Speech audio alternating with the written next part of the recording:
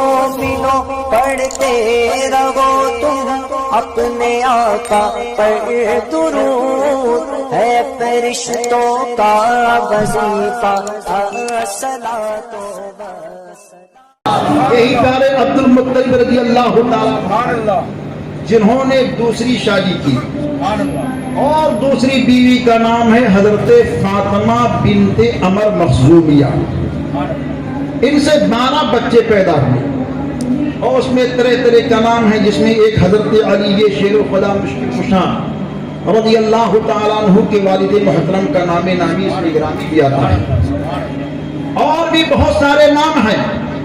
لیکن چونکہ حضرت عبد المطلب نے کنویں کی کھدائی کے وقت جب قریش کے لوگوں کو آواز دی اور کہا اے قریش کے لوگوں میرے ساتھ آؤ میری مدد کرو، تو قریش کے لوگوں نے آپ کی مدد کرنے کے لیے انکار کر دیا، تو حضرت عبد المطلب کو بڑا احساس ہوا اور کہا یا اللہ ابھی تو میرے پاس ایک بیٹا حارث ہے، اگر تو مجھ کو کثیر بچے دے گا، کثیر بچے میرے گھر میں پیدا تو فرمائے گا، تو اے مولا اسی صحن کعبہ کے اندر میں اپنے ایک بیٹے کو قربان کروں گا۔ یہ حضرت عبد المطلب نے دعا مانگی اور ان کی دعاؤں کا یہ ثمرہ ہوا کہ اللہ تعالیٰ نے آپ کو 12 بیٹے اور عطا فرمائے، اور اسی کے ساتھ 6 بیٹیاں اور بھی عطا فرمائی، گویا کہ نبی دو جہاں کے 12 چچا تھے اور 6 پھوپھیاں تھیں، جن میں سے صرف 2 لوگوں نے اسلام کو قبول کیا، اسلام کا کلمہ پڑھا، ایک تو حضرت امیر حمزہ ہیں اور ایک حضرت عباس رضی اللہ تعالیٰ عنہ ہیں۔ یہ سرکار کے ایسے چچا ہیں جنہوں نے نبی دو جہاں کا نورانی کلمہ پڑھا ہے، باقی اور لوگوں کو یہ سعادت یہ شرف حاصل نہ ہوا۔ عزیزان گرامی یہ بات یہاں تک اسی پر اپنے آپ کو روک کے رکھیں اور ایک لمحے کے لیے تھوڑا سا اور پیچھے چلیں۔ جیسے کہ ہمارے اور آپ کے آقا دونوں عالم کے سرکار اپنے یار سے بڑی محبت اور پیار فرماتے تھے۔ یہ یار کون ہیں؟ جن کو یار غار بھی کہا جاتا ہے، رفیق مزار بھی کہا جاتا ہے۔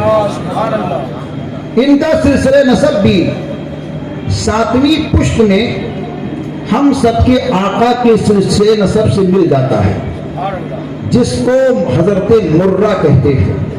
حضرت مرہ پہ جا کر کے حضرت ابو بکر کا سلسلہ نسب ملتا ہے۔ چونکہ ہم لوگ جہاں اپنے آقا کی بات کرتے ہیں وہیں آقائے کائنات کے وفادار کی بھی بات کرتے ہیں، اور دوسرے خلیفہ جن کو امیر المومنین رضی اللہ تعالیٰ عنہ کہتے ہیں، ان کا سلسلہ نسب بھی سرکار کے سلسلہ نسب کے 8ویں پشت پہ جا کر کے مل جاتا ہے۔ تو یہ شاخیں آگے سے کٹی ہیں اور کٹنے کے بعد میں دامن مصطفیٰ سے ایسی جڑی ہیں کہ دونوں پہلوئے مصطفیٰ میں آرام فرما رہے ہیں، ایک یار غار ہے اور 2 رفیق مزار ہیں، ایک کو سیدنا ابو بکر صدیق کہتے ہیں اور دوسرے کو عمر فاروق کہتے ہیں۔ حضرات یہاں ایک بات اور نوٹ کرتے چلیے، ایک جماعت ہے جس کو رافضی کہتے ہیں۔ رافضی لوگ ایسے لوگ ہیں جو سرکار کے ان دونوں صحابہ کی شان میں توہین بہت کرتے ہیں اور طرح طرح کے الزامات، طرح طرح کی گستاخیاں کرتے ہیں۔ ان کا نظریہ کیا ہے؟ ان کی سوچ یہ ہے کہ حضرت سیدنا امام حسین رضی اللہ تعالیٰ عنہ کو اللہ نے ایسی شان ایسی فضیلت دی ہے کہ کربلا معلی شریف میں جہاں آقا حسین کا مزار شریف ہے، اس مزار شریف سے لے کر کے 90 میل کی دوری پر اگر کوئی دفن کر دیا جائے تو شیعہ کی روایت یہ ہے کہ اللہ بغیر حساب کتاب کے اس کو جنت عطا فرماتا ہے۔ یہ ان کی سوچ ہے۔ یہ امام حسین کی فضیلت میں یہ یہاں تک لکھتے ہیں چلو آپ نے 90 میل کی قید لگائی، ہم لوگ تو یہ کہتے ہیں پوری دنیا میں کہیں بھی عاشق مصطفیٰ سو رہا ہے، عاشق حسین سو رہا ہے، اگر اس کے سینے میں امام حسین آل حسین کی محبت ہے تو کہیں بھی ہوگا، اللہ کا عذاب اس پر ہوگا ہی نہیں۔ 90 میل کی قید کرنے کی ضرورت نہیں، لیکن جب یار غار مصطفیٰ کی باری آتی ہے تو کہتے ہیں ان کا کوئی مقام نہیں، ان کی کوئی عظمت نہیں۔ ہم نے کہا ایشیا کے لوگوں، اے رافضیو، آخر تم نے 90 میل کے اندر مرنے والے کو بتایا کہ بغیر حساب کے جنت میں جائے گا، وجہ کیا ہے؟ کہتے ہیں چونکہ اس کا جسم روضہ امام حسین کے پاس ہے، 90 میل کے اندر ہے، اس وجہ سے وہ بخشایا ہے۔ ارے نادان، آقا حسین کے مزار کے 90 میل کے اندر اگر کسی کی لاش ہو تو تیرے روایت کے مطابق بخشائی ہے، مگر اس نبی دو جہاں کے یار کی کتنی عظمت ہوگی جو نبی دو جہاں کے پہلو میں، ارے میرے آقا کا جہاں پائے اطہر ہے وہی پیارے ابو بکر کا سر ہے، تو اس ابو بکر کی شان کیسی ہوگی، عمر کی عظمت کیسی ہوگی، جس نبی دو جہاں کے صدقے میں اللہ نے سارے زمین کو بنایا، ساری آسمان کی چیزوں کو پیدا فرمایا، فرشتوں کی تخلیق فرمائی، جن کے لیے اللہ نے سب کچھ بنایا ہے، تو وہ کچھ جواب نہیں دیتے ہیں۔ ہم تو یہ کہتے ہیں وہی عقیدہ بناؤ جو امام اہل سنت نے دیا ہے کہ اپنے ایک ہاتھ میں نبی کے یاروں کا دامن رکھو اور اپنے ایک ہاتھ میں نبی کے گھر والوں کا دامن رکھو۔ اہل سنت کو دیکھا جاتا ہے تو ایک ہاتھ میں نبی کے گھر والوں کا دامن ہے اور ایک ہاتھ میں نبی کے یاروں کا دامن ہے۔ نعرہ تکبیر، نعرہ رسالت، مصطفیٰ کا ہم سفر، نعرہ حیدری۔ بات سمجھ میں آ رہی ہے؟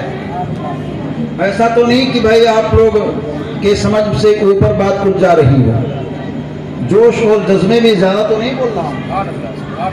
ہاں تو آپ لوگوں کو کوئی چیز اچھی لگے تو آگے سے، دائیں سے، بائیں سے، پیچھے سے، ہر سمت سے نعرہ تکبیر، نعرہ رسالت کی صدا اور آواز کو بلند کرتے رہیے۔ نعرہ تکبیر کی آواز دنیا اسلام میں جس نے سب سے پہلے بلند کی ہے اس ذات کا نام حضرت سیدنا عبد المطلب ہے۔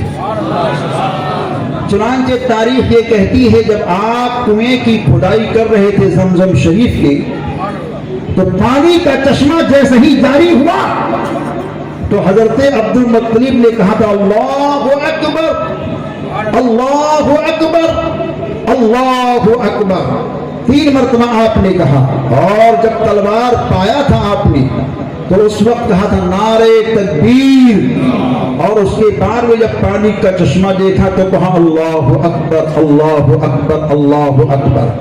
تو سب سے پہلے جس نے نعرہ تکبیر کو لگایا وہ نبی دو جہاں کے دادا جان ہیں۔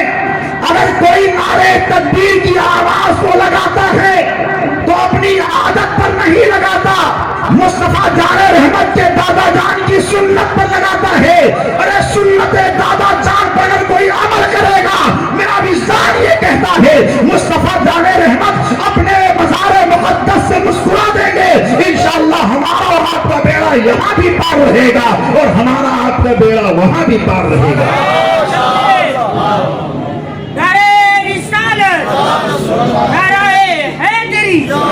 سرکار کی آمد، سبحان اللہ۔ تو حضرات میں اپنے آقا دونوں عالم کے دادا کے سرکار کے دادا جان کی عظمت و رفعت اور ان کی شان زندگی کے تعلق سے چند باتیں عرض کر رہا تھا۔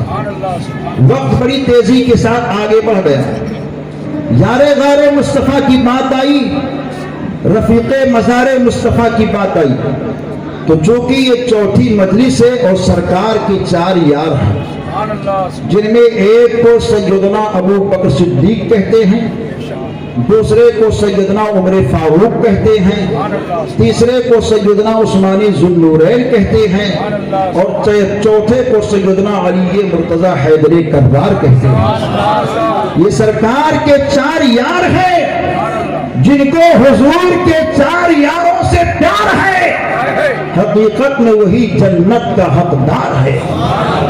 और ऐसे शान वाले हैं नबी के ये प्यारे सहाबी, मर्दों में सबसे पहले जिसने नबी दो जहां का नूरानी कलमा पढ़ा उसका नाम सैयदना अबू बकर सिद्दीक है। बच्चों में सबसे पहले जिसने नबी दो जहां का नूरानी कलमा पढ़ा उसका नाम सैयदना अली मुर्तज़ा मुश्किल कुशा है। औरतों में सबसे पहले जिसने हाका के नूरानी कलमे को पढ़ा उनका प्यारा नाम सैयदा खदीजतुल कुबरा रज़ियल्लाहु ताला अन्हा है। गुलामों में जिन्होंने सबसे पहले हम सबके आका का नूरानी कलमा पढ़ा उनका नाम हजरत ज़ैद बिन हारिस रज़ियल्लाहु ताला अन्हु है। ये सरकार के ऐसे खुशनसीब हैं जो अव्वलीन में से नबी दो जहां के नूरानी कलमे को पढ़ते हैं, क्योंकि जिक्र सहाबा भी मजलिसों में होना चाहिए और ये भी नबी दो जहां की सीरत की पहलू में है। हमारे और आपके आका कलमे को फैलाते थे, और मगर ये सहाबा कलमे को फैलाने के लिए दीन इस्लाम की तहफ़्फ़ुज़ और बका के लिए अपने माल को भी खर्च करते थे, और जरूरत पड़ती थी तो अपनी गर्दनों को नबी की मोहब्बत में कटा भी दिया करते थे।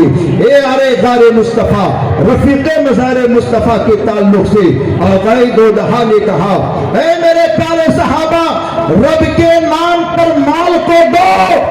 आज हम लोग मजलिस करते हैं तो खास मिंबरों से चंदे लेते हैं, मस्जिद बनाते हैं तो चंदा लेते हैं, मदरसा बनाते हैं तो चंदा लेते हैं, कोई काम करते हैं तो चंदा लेते हैं। आज चंदा मुस्तफा जाले रहमत अपने सहाबा से तलब फरमा रहे हैं। ऐ मेरे प्यारे सहाबा, रब के नाम पर माल दो। सारे सहाबा उठ गए, अपने अपने घर की जानिब जाते हैं। उमर फारूक ये कहते हैं हजरत अबू बकर हर मामलात में आगे रहते थे, आज मैं उनसे आगे हो जाऊंगा। माल के 2 हिस्से किए, एक हिस्सा घर पे बच्चों के लिए रखा और आधा माल सरकार की बारगाह में पेश कर दिया। हजरत उस्मान ज़ुन्नूरैन ने माल के 3 हिस्से किए, 2 हिस्सा घर पे रखा, एक हिस्सा हुजूर की बारगाह में पेश कर दिया। और भी सहाबा अपने माल को लेकर के आ रहे थे। हजरत उमर फारूक दिल ही दिल में खुश हो रहे थे कि अबू बकर के पास ज्यादा माल नहीं, आज मैं उनसे सबकत ले जाऊंगा, आका की बारगाह में मेरा मकाम, मेरी शान बढ़ जाएगी।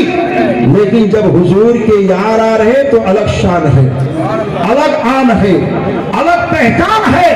अभी पहुंचे भी नहीं है दरबारे मुस्तफा में, अल्लाह का फरिश्ता हजरत जिब्रील अमीन हाजिर दरबारे मुस्तफा होते हैं, जिसके ऊपर टाट का लिबास। और ऐसे हाल को देख करके आकाए दो जहां ने कहा, ए जिब्रील, इससे पहले कभी इस लिबास में नहीं आए।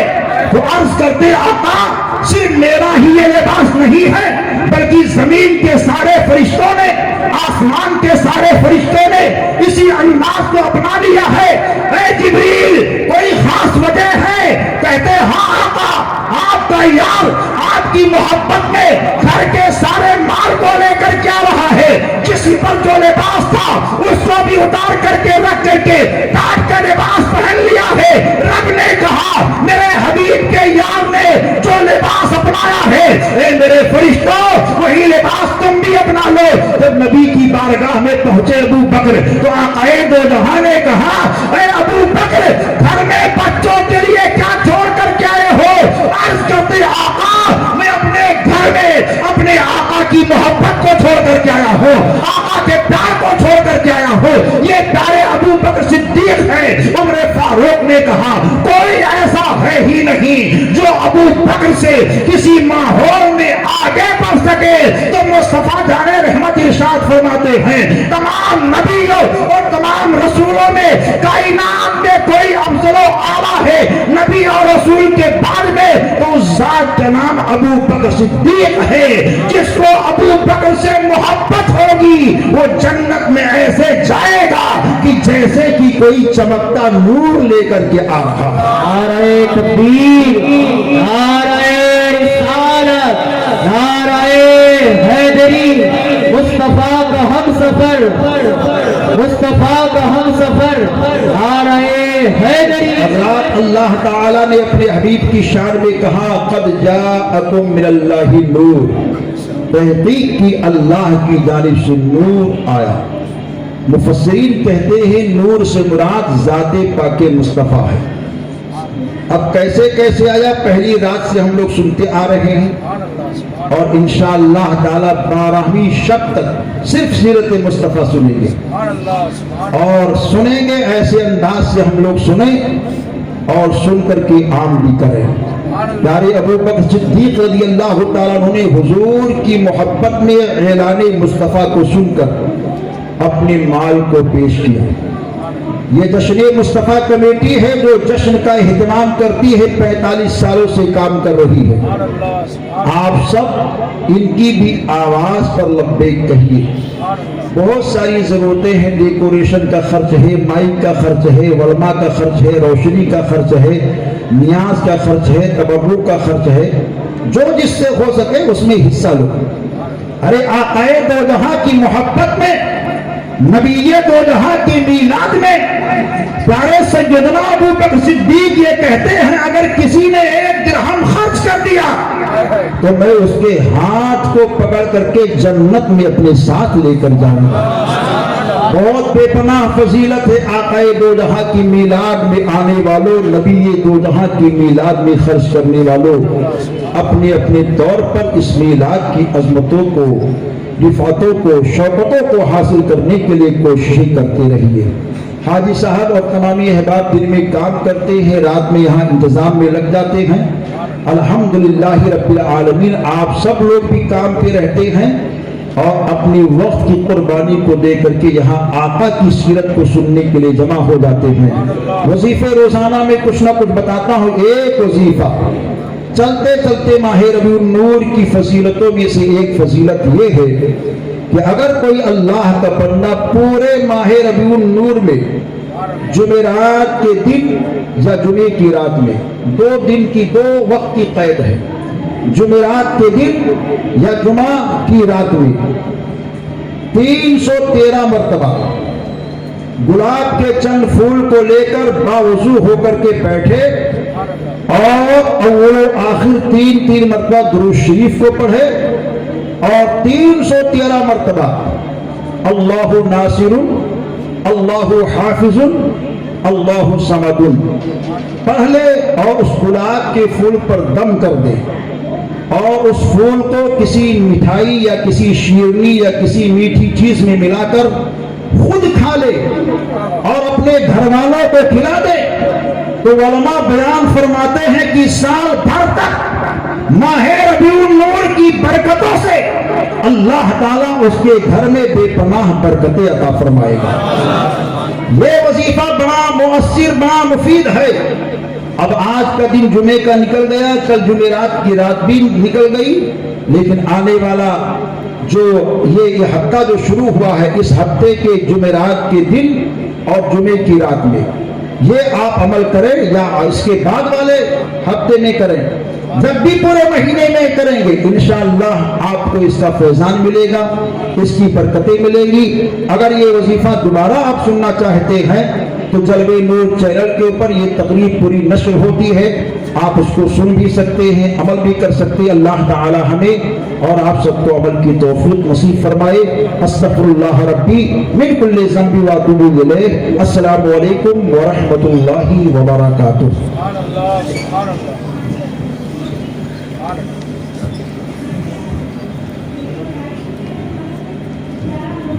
مصطفیٰ جان رحمت بھیجا کو سلام شمع بز میں ہدایت دینا تو سلام مصطفیٰ جانے رحمت دینا کو سلام شمع بز میں ہدایت دینا کو سلام شہر یار ایرم تاجدار کرم شہر یار ایرم تاجدار کرم بہار شفاعت دینا کو سلام مصطفیٰ جانے رحمت بیلا کو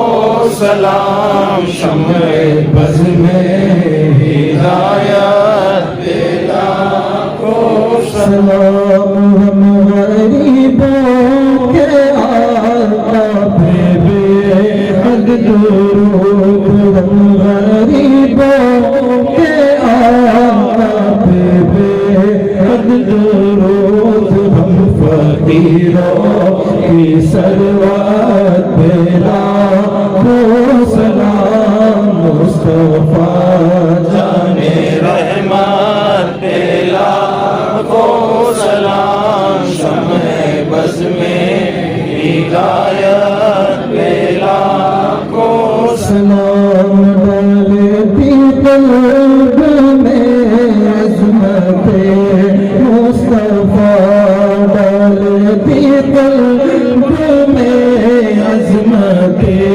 مصطفیٰ سیدی اعلیٰ حضرت بیلا کو سلام مصطفیٰ جانے رحمت بیلا کو سلام الصلاة والسلام عليك يا رسول الله الصلاة والسلام عليك يا حبيب الله وعلى آلك وصحابك سيدي يا نور الله صلى الله عليه وآله وصحبه وسلم الفاتحة والدعاء